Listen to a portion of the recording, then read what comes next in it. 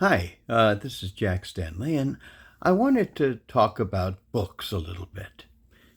And an interesting thing about books, I collect books, I love books, and in my library I have probably somewhere around 1,000 books. And they range in various ages, and they go back to the 16th century and all the way up to nearly the present day. And there's something wonderful about books. Books will always enlighten you into ideas, thoughts, memories, also understanding periods of time that are very distant from our own. Now, I try to find books here, there, and everywhere, and I see them for sale here and there where I can afford them. I can't afford the really fancy books because they're so expensive.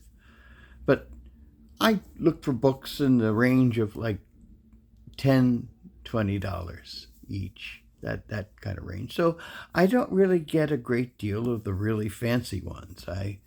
But occasionally I do find little treasures here and there. And in order to build up my library, which I've been doing this for, well over 40 years.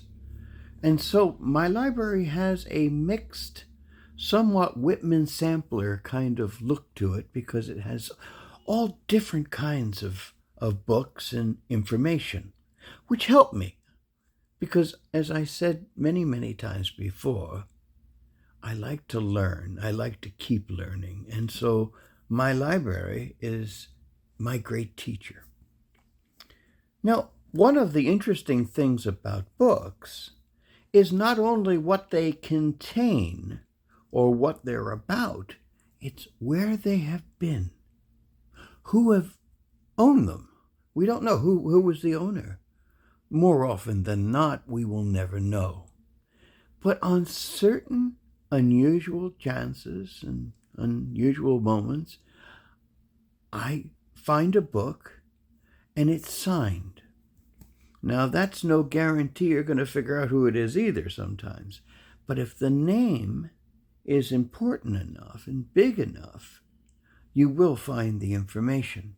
And I have probably about 20 to 25 books that I have found over the years that go back several hundred years in some cases, that were owned by people of important history, who are important in our history, who are important for things that they were involved in and things like that.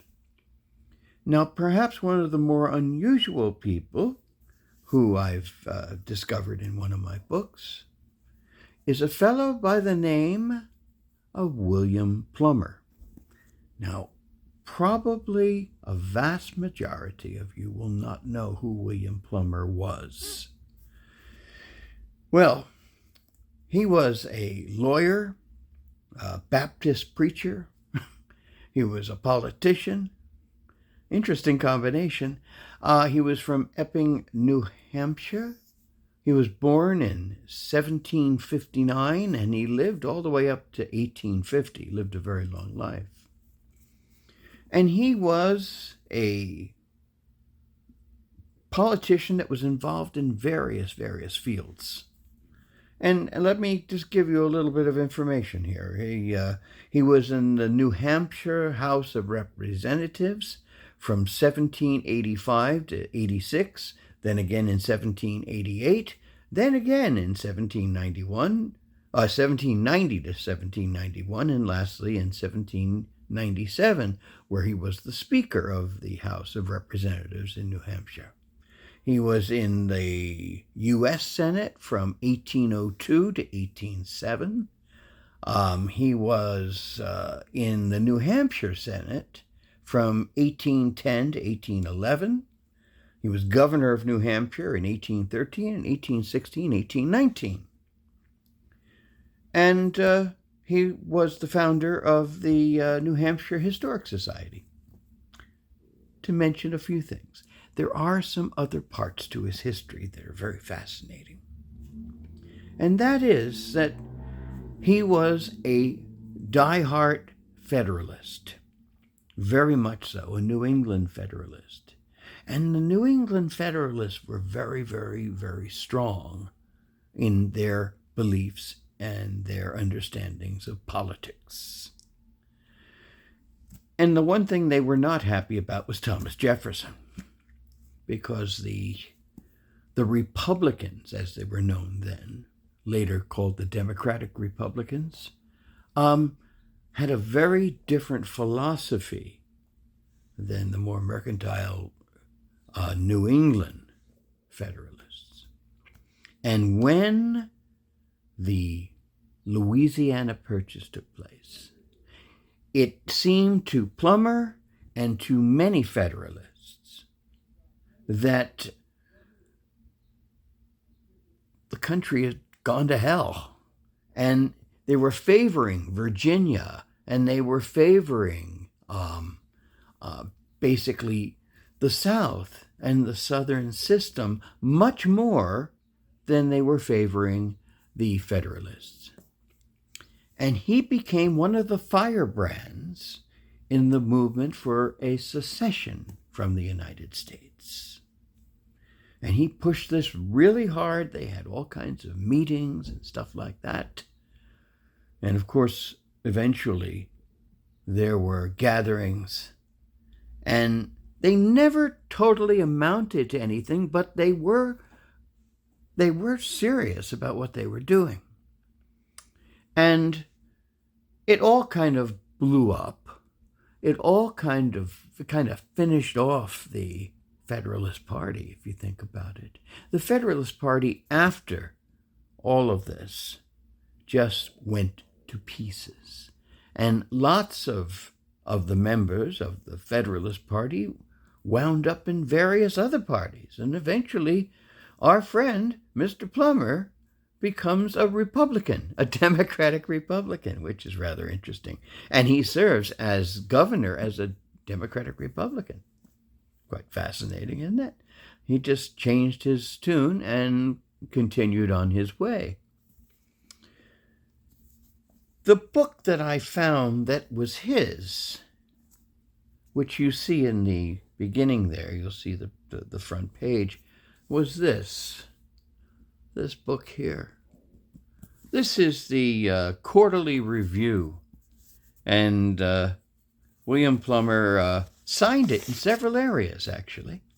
In fact, I can hold this up here and show you his signature there, William Plumer.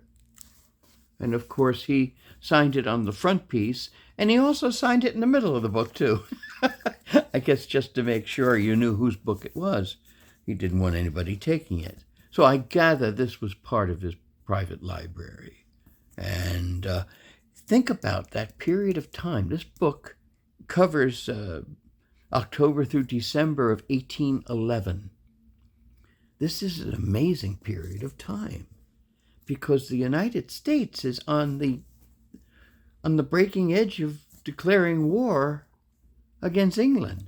We're having trouble with France. We're having trouble with England. We had the various problems with our seamen being taken and shanghaied by the British. And before long, a war would take place. And the war would fracture completely the Federalist Party. And so I found this book, and it was really interesting. And it's fascinating because it talks about that period of time. It's a London publication, but nonetheless, it is talking about a lot of fascinating things that were going on at that moment. Now, our friend, Mr. Plumer, was the founder of the New Hampshire Historical Society. And this is one of their publications from 1824. I don't know if that comes in clearly. And in these books, this is like the collections of the Historic Society from 1824. One of the things that William Plumer would do is he would write on politics. But he did not use his name. He used the name of Cincinnatus. And he would talk about the presidency. He would talk about Congress. He would talk about the Supreme Court. He would talk about various parts of government and how they should be run, and his critiques and comments upon them, but always as Cincinnatus. So it was really quite fascinating to find that one of the firebrands of the secession movement in New England, William Plumer, found his way into my library. And it's really quite a pleasure to have one of our founding members, founding generation, in my library. I have a number of various revolutionary soldiers and statesmen who have representation in my library from the books that they owned. And it's always a pleasure and an interesting adventure to take a look and read what they read. And in a way, maybe you can understand them a little bit better. But just a little story from my library. And hopefully this will maybe encourage you to study William Plumer a little bit. Fascinating character. And also, William Plumer, in his comments as Cincinnatus on politics, on government, on constitutional relations. And that's all I have to say. I hope you like this.